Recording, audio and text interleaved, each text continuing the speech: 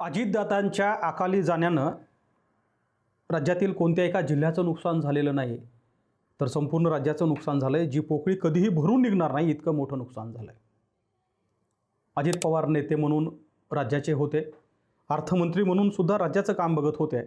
मात्र 2 जिल्ह्यावरती अजित पवारांच्या कामाचा विशेष प्रभाव पडत होता आणि म्हणून त्या दोन्ही जिल्ह्यामध्ये आता प्रश्न विचारला जातो आहे की अजित पवारांनंतर कोण आणि अजित पवारांनंतर काय. या दोन्ही प्रश्नाची उत्तरं आत्ता तरी कोणाकडेच नाहीत. अजित पवारांच्या ठिकाणी इतर कोणीतरी नक्की येईल, ती जागा भरून काढेल. मात्र जे विजन अजित पवारांकडे होतं त्या विजनचं काय, अजित पवारांनी त्या जिल्ह्यासाठी कोणती कामं केली होती आणि त्या कामाविषयी आता लोक कुजबूज करायला लागलेत की आता या कामाचं काय होणार. मी बोलतोय 2 जिल्ह्याबद्दल. सुरुवातीला पुणे जिल्हा. खरं तर पुणे जिल्हा हा पवारांच्या विचारांचा जिल्हा आहे. पुणे शहर जरी भारतीय जनता पार्टीकडे असलं तरी पुणे जिल्ह्यावरती प्रभाव हा अजित पवारांचा होता, हे मागच्या अनेक वर्षापासून आपण बघत आलो आहे. मात्र मागच्या काही दिवसापासून याला आणखी एक नाव जोडलं गेलं होतं आणि ते नाव होतं बीड. अजित पवार हे 2 जिल्ह्याचे पालकमंत्री होते, एक पुणे आणि दुसरं बीड. अजित पवारांच्या अकाली जाण्यानं बीडमध्ये मोठं नुकसान झालं आहे.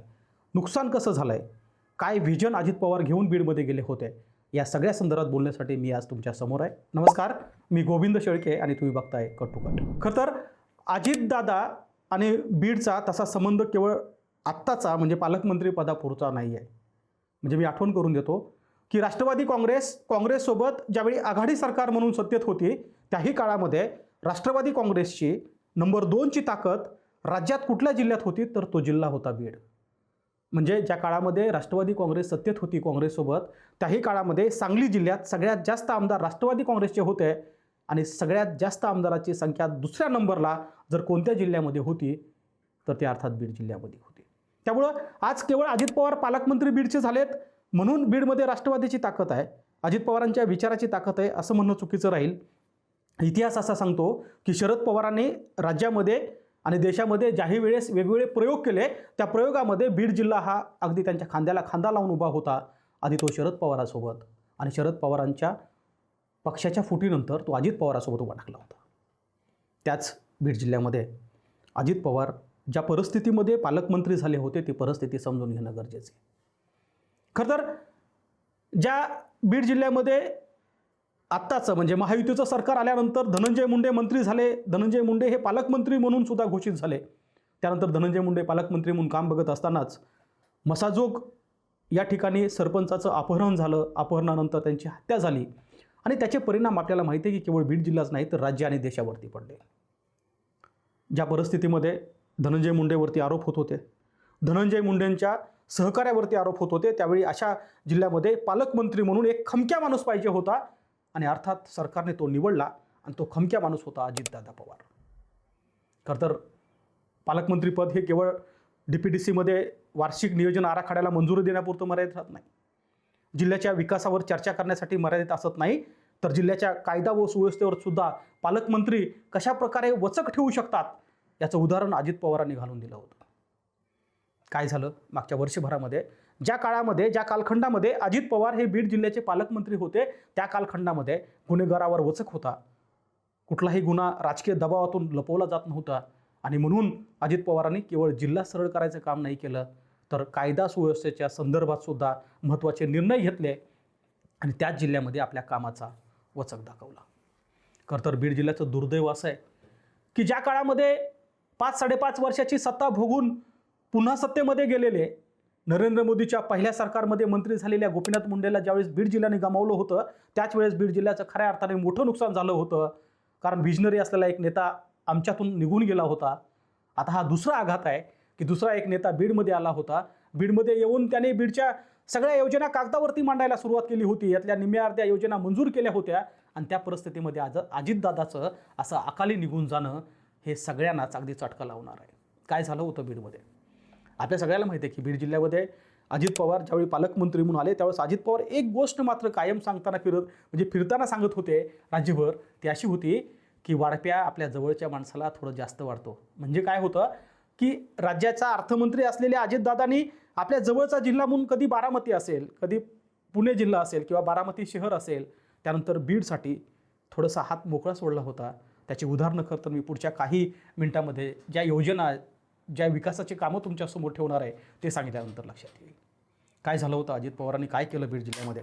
सगळ्यात मोठा निर्णय अजित पवारांनी खरं तर बीड जिल्ह्यामध्ये आल्यानंतर पहिल्यांदाच घेतला होता आणि तो निर्णय असा होता की बीड जिल्हा विकास आराखड्याचं जे काही नियोजन होतं त्या नियोजनामध्ये 100 कोटीची वाढ झाली होती.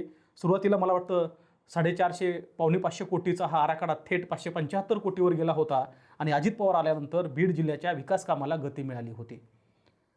अजित पवारांनी त्यानंतर घेतलेले निर्णय यासाठी महत्त्वाचे आहेत की ज्या जिल्ह्यामध्ये रेल्वे यायला 3-4 दशकं म्हणजे 30-40 वर्षाचा संघर्ष करावा लागला. गोपीनाथ मुंडेपासून इतर अनेक नेत्यांनी त्यासाठी रस्त्यावरची लढाई लढली, जेलमध्ये जेलची वारी केली, पण रेल्वे बीडमध्ये आली. ज्या बीड जिल्ह्यामध्ये रेल्वे यायला 30-40 वर्ष गेली होती त्याच जिल्ह्यामध्ये आता बीडमध्ये विमानतळ साकारणार होतं. केवळ विमानतळाची घोषणा नव्हती झाली, विमानतळाला परवानगी मिळाली नव्हती, तर बीडच्या मातीमध्ये विमानाची प्री फ्लेक्झिबिलिटी टेस्टसुद्धा यशस्वी झाली होते.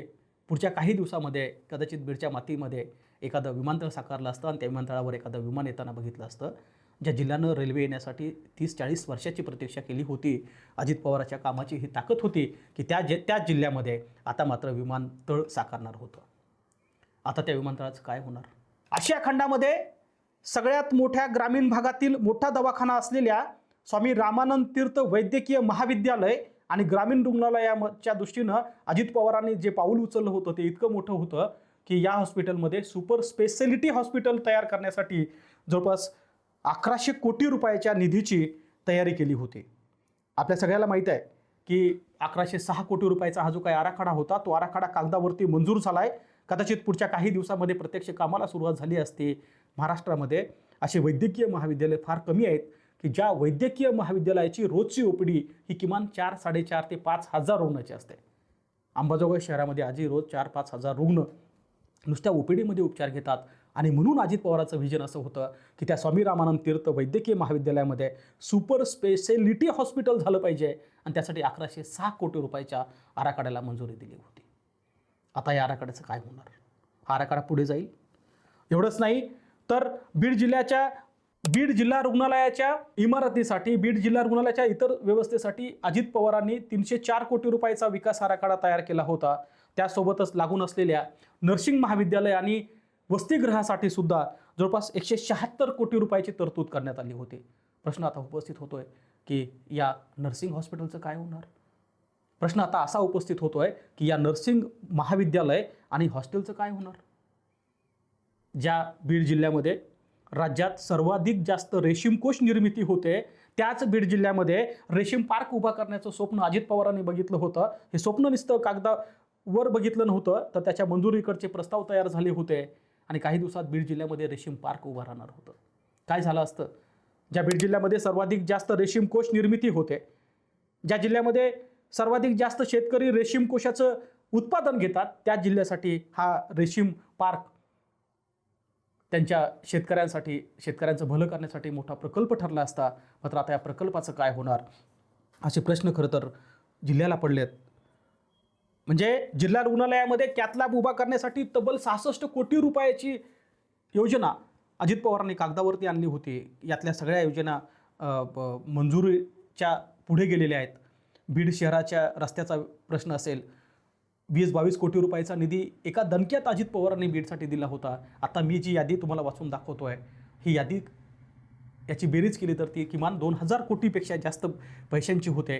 अजित पवार पालकमंत्री झाल्यामुळे बीडमध्ये अशा प्रकारच्या विकास कामाला सुरुवात झाली होती.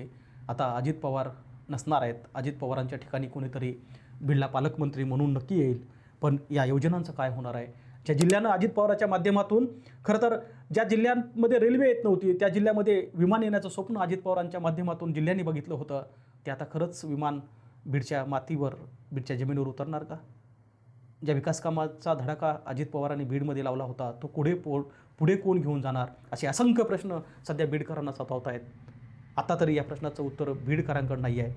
एक मात्र खरं आहे की ज्या नियतीनं बीडकराकडून गोपीनाथ मुंडे नावाचा एक नेता हिरावून घेतला होता त्याच नियतीने अजित पवार नावाचा एक नेता बीडकराकडून हिरावून घेतला आहे आणि याच नेत्यांच्या जाण्यामुळं बीडच्या इतिहासात पुन्हा एकदा अभागी राहण्याचंच भाळी लिहिलं आहे का असा प्रश्न उपस्थित होतो आहे.